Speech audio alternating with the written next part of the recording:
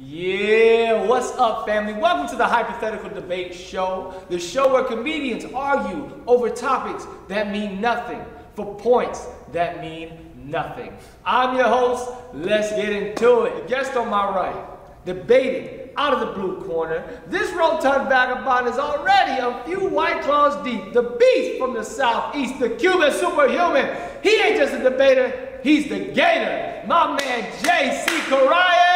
What up, baby? Thank you so much for having me, bro. Hell yeah, baby. You know, I love you. Go. Oh my goodness, and this beautiful man on my left tours all over the country. He has only had one night stand in his life, and his best friends with his mama. From Los Angeles, California, give it up for my man, Mr. Ralph Guerra. Hell yeah.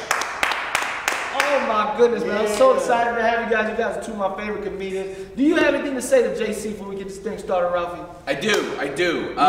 First of all, this guy is so selfless, he will give you the shirt off his back like a bitch. Oh, shit. Oh, that love. Give it to him. Give it to him. Give it, Ralph. Look, all I want to say about Ralph Guerra is he's a very sweet and kind friend, and he does everything in his power to make me feel like a good person, even when I'm being a shitty person sometimes. Oh, I love him like a brother. There's too much love. Man, let's get this thing started.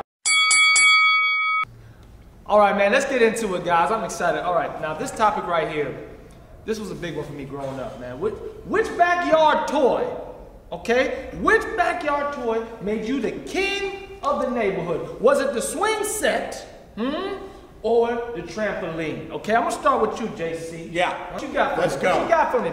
Trampoline, baby. The trampoline is the greatest backyard play equipment in the history of mankind. Oh, no shit. other device allows a man to jump higher than God and physics intended. It defies gravity and spits in the face of Isaac Newton. Woo! Where's your apple now, bitch?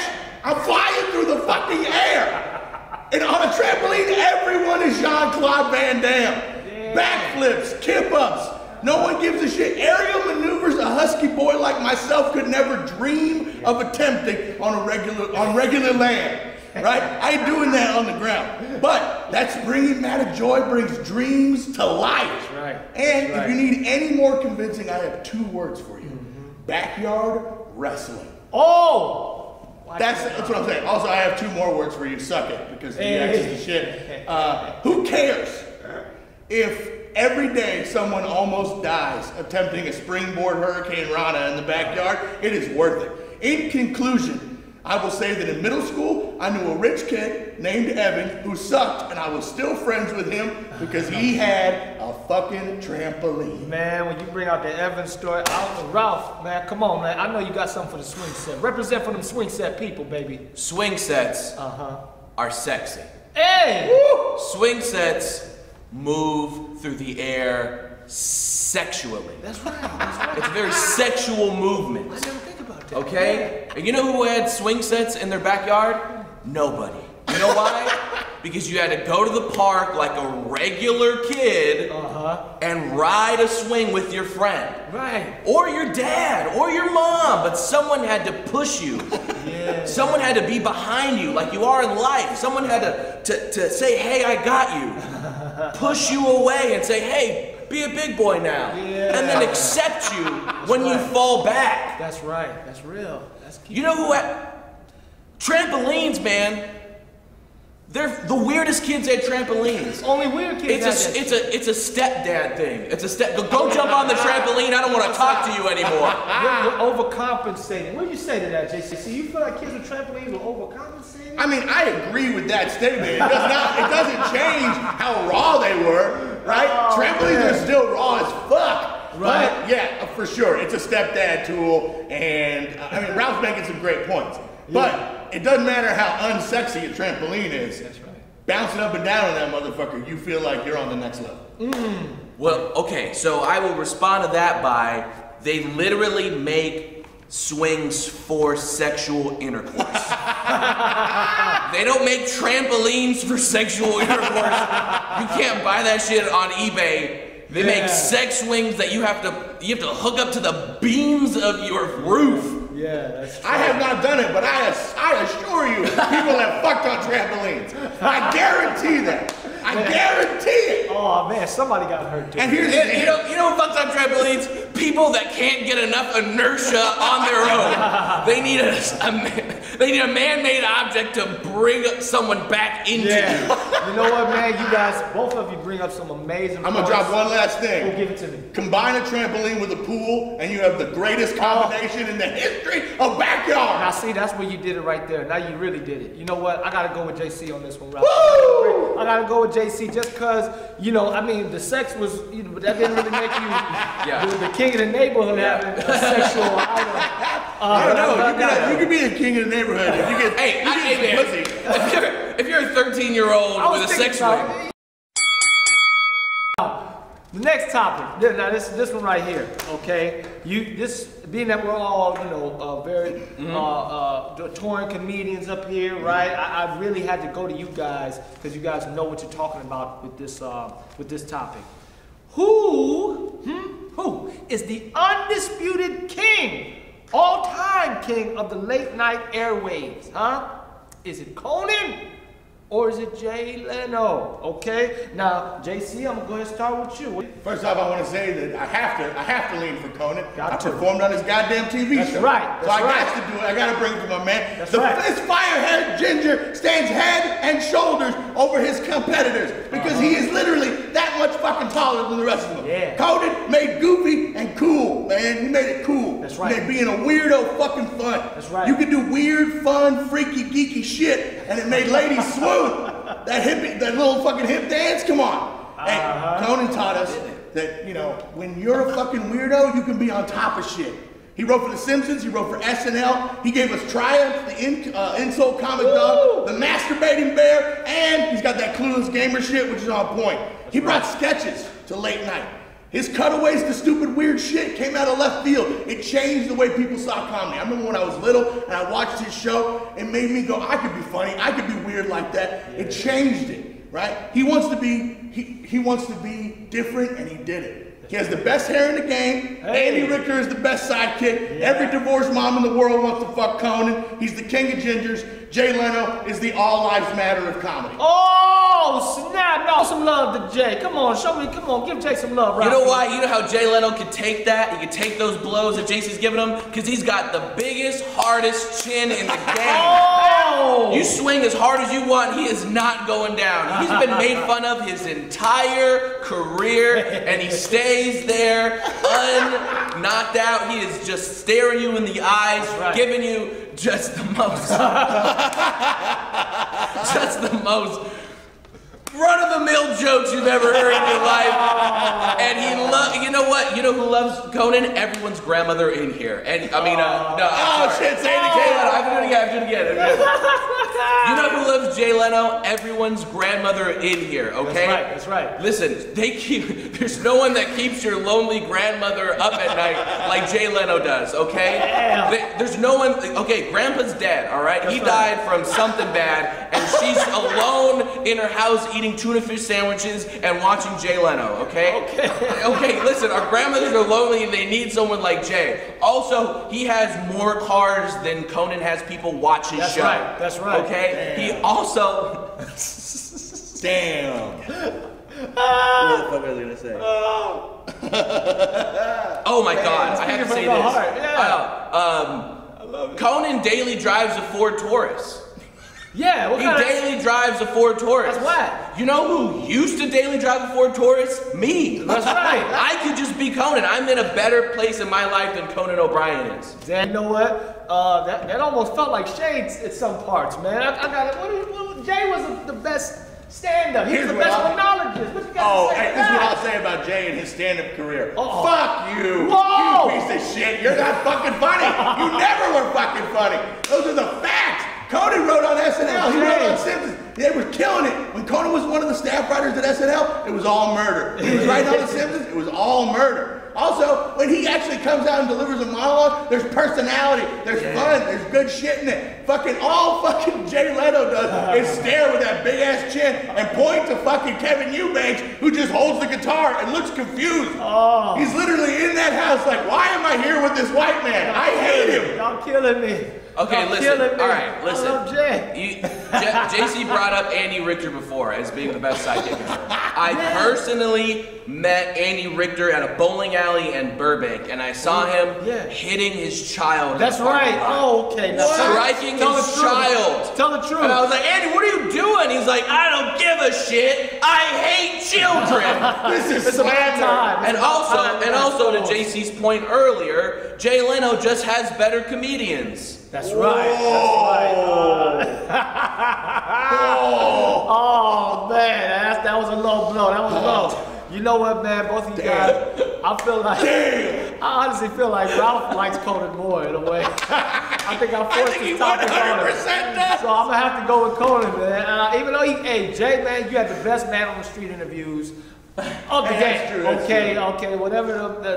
I love your style, but yeah, I'm gonna have to go with Conan over. This is, I grew up on wrestling. I'm a big fan of wrestling. At least as a kid I was. I'm not, I didn't carry over into my adult life. But this is big for me because I love all these guys, all right? Who do you guys think, which tag team wins an all-time WrestleMania, okay? Is it The Rock with The Big Show, or Hulk Hogan with Andre the Giant? Huh? Okay, I'm gonna start over here with Ralphie, man. What you got? Who you think, man? So here's the thing. I think that in a tag team match, it's gotta go to the Hulkster and Andre the Giant because they had the greatest single match in wrestling history. Oh snap! You're right. I remember that. When Hulk Hogan body slams Andre the Giant, the world stopped. Body slam is big. Stopped. Yeah. It literally made all the little weird Hulkamaniac kids just scream so loud that they had to go outside and scream and get out there all their frustrations because it was the craziest thing to ever happen in wrestling history. This is before the internet. This is before text messaging. This is before Snapchat. This is when it was just real, raw wrestling. And individually, they're amazing. Individually, you had Hulkamania. You had his signature moves. You had the ear. You had the leg drop. You had the charge up. You had Andre the Giant's choke slam. If there was no Hulk and there was no Andre the Giant, there'd be no Rock. There'd be no Big Show. Snap! Got for that, JC. I know. Come on, hit him.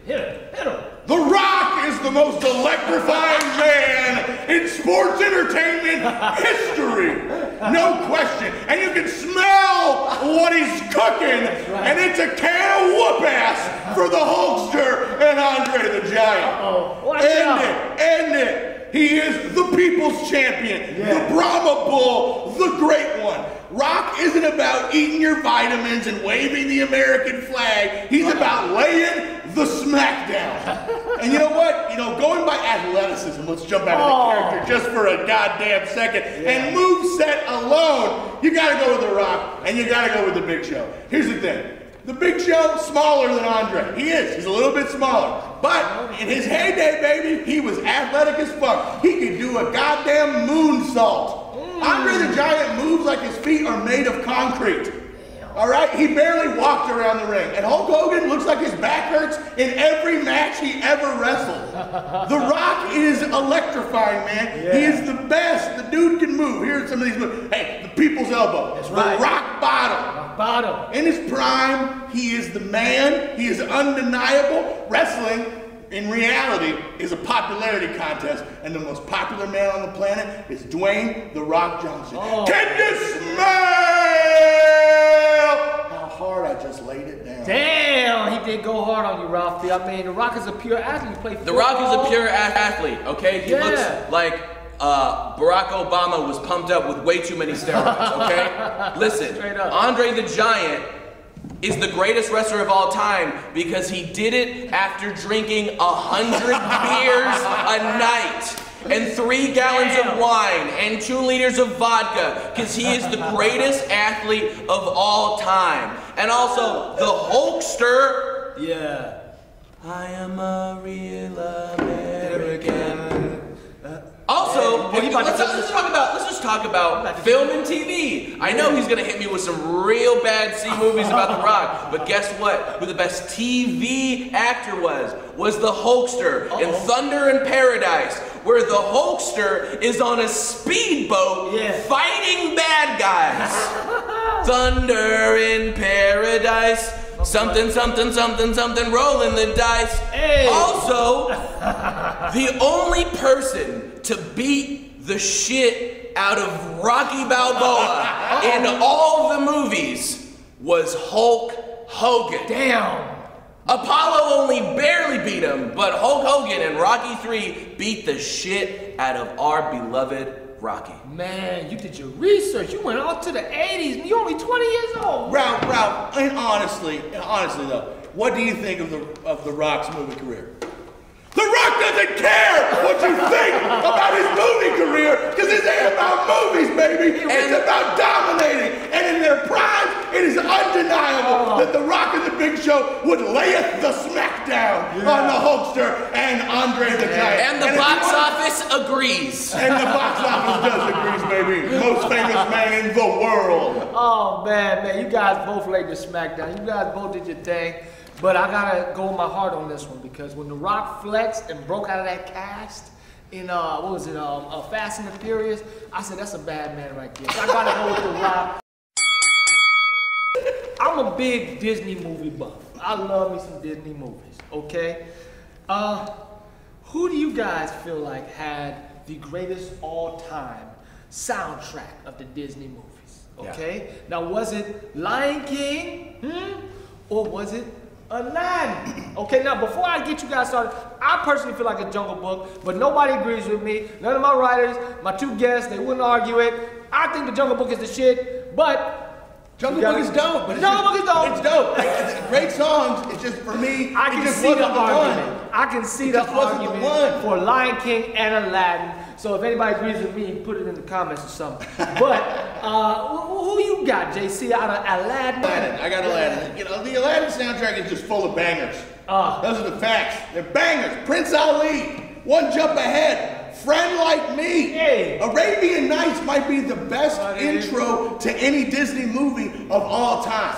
That shit comes in hard, right off the top, and it's an ensemble thing, man, where it's like you got Aladdin singing great songs, you got Jasmine singing great songs, you got the goddamn genie. Robin Williams changes the fucking game. Friend Like Me might be one of the best songs of all time when it comes to a musical, not even just animated, musical. Also, you gotta take into account Disney's Aladdin has perhaps the most romantic song in all of their fucking animated movies, right?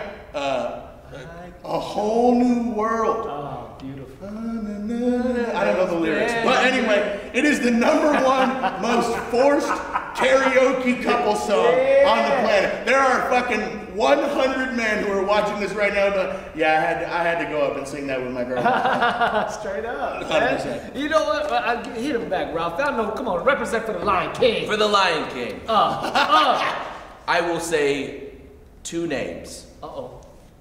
Hans Zimmer.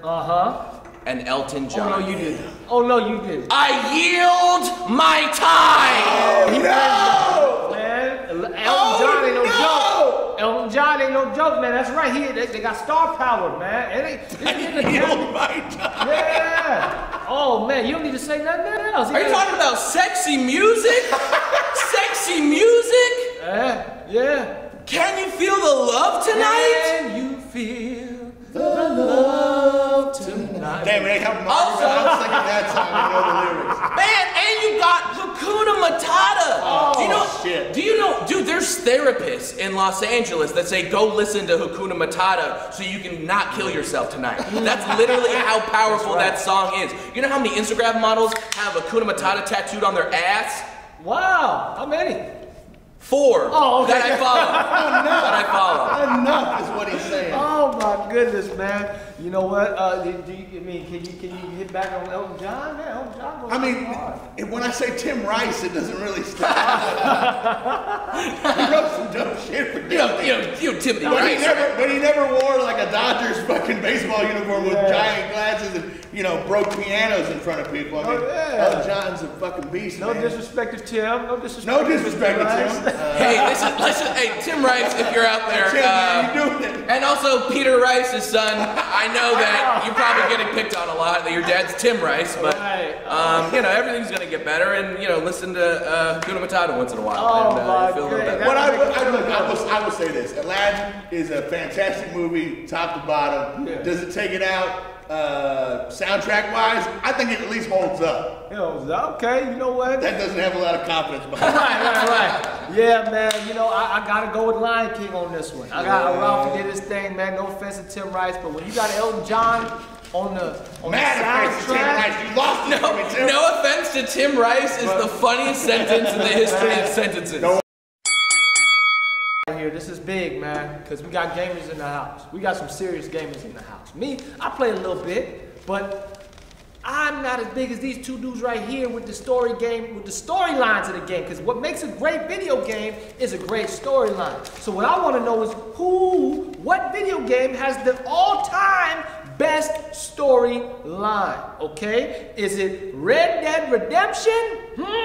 Or is it Skyrim? I'm gonna start with JC on this one, man. What you got for me, JC? Let me begin by saying Elder Scrolls Skyrim is the greatest open world fantasy RPG in the history of all time. You are the Dragonborn. The dragon. That is who you are at the top of this game. That's right. You are Heart Dragon. Skyrim takes place on the continent of Tamriel, and there is a civil war going on. Two factions, the Stormcloaks and the Imperial Legion. It is a delve into what makes all fantasy amazing. Yeah. Conflict, power struggles, dragons, elves. It's perfection, top to bottom. You are the Dragonborn. You are immortal, born with the soul of a dragon. And what you have to do is hunt dragons, solve a civil war, become a wizard. I mean, you're fighting Aldun, the Black Dragon. That's your antagonist. He is an epic dragon created by one of the gods in the world to destroy the world. And you must save the entire continent of Tamriel using your skills and wits and powers you gain along the way. Skyrim is life. Life is Skyrim. Ooh, that hit me hard, man. My life is just like that. What you got for me, Ralphie? Come on, man. Give me some for real. All I heard was nerd. Oh shit! I'm bringing it back to 1996. Because a lot of you need to be bullied. I'm saying it now. A lot of you guys need to be bullied. And you guys need to do some chewing tobacco and drink some whiskey. That's right. Before you shoot a man in the head just for saying hello. That's right. That's right. That's what Red Dead Redemption is. It is multiple storylines. It is, I need to ride 30 minutes real time to get my mustache trimmed because I'm a fucking man. And on the way to get my mustache trimmed, I'm gonna shoot people in the head with a shotgun off their horse. Hell yeah. Because I am a man. Yeah. At the end, listen, you have tuberculosis. It's real. This shit is real. Also, in the game, they randomly just have D'Angelo playing. Yeah. They have legit the sexiest man in the world. Is that right? Playing, yeah. When Soundtrack's fire. Yeah, they have D'Angelo playing legit. You're shooting people off horses, and there's a motherfucker with an 8-pack just singing sexy songs to your fucking mind, okay? Yeah. Here's how I will rebuttal Ralph's talk. Red Dead Redemption is a fantastic video game, but the first 30 minutes of that game, you are just walking through snow on a horse, and the last 30 minutes of that game, you are just running errands for your wife. Fuck you, I'm a wizard, born with a dragon soul. Suck my dick. Listen, okay? Red Dead Redemption, it teaches you how to be a better man in life, okay? Sometimes, yeah, you gotta go collect some fucking lamb chops or whatever the fuck, okay? You gotta go into town and you gotta get her a new hairbrush because she broke hers on her strong ass fucking hair, okay? Right. Sometimes you gotta do shit for other people because it's real. It's a real life game, okay? Yeah. Sometimes you gotta spend $300 real on a poncho and nice matching boots, okay? Yeah. Sometimes you really just have to care about yourself. If you're worrying about fashion, you can create your own armor. In Skyrim. Here's what. Hey man, listen. Hunt dragons.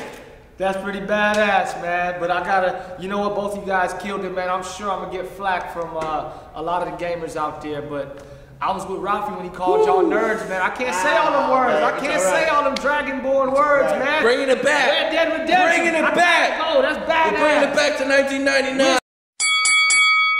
Well, look, guys, you guys made it tough for me, man. First of all, thank both of you guys for bringing so much funny to the show. You guys killed it. Thanks for having us, man. Oh my God, man. I can't wait to have both of you guys back, but there can only be one winner.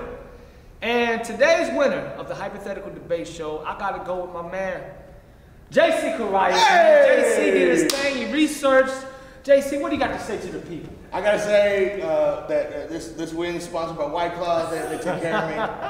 They make me as funny as I can be anytime I can enjoy one. I also want to thank my mama and get tested for COVID, wear a condom, and legalize everything. That's right. And Black Lives Matter. That's right. Black Lives Matter. Ralphie, what you got to say for yourself, man? This loss is also sponsored by White Claw. And I guess I'll see you when I see you, everybody. Oh my gosh. Well, that's all for today's show, family. I want to thank my guest, Ralphie. I want to thank my guest, JC, for killing it. I want to thank my director, Adam Johns, and my producer, Thalia WIlliams. I'm Sean Grant, your host, man. I had such a great time. Make sure you continue the debate on our IG, @HypeDebate. And make sure you tune in next time to the Hypothetical Debate Show.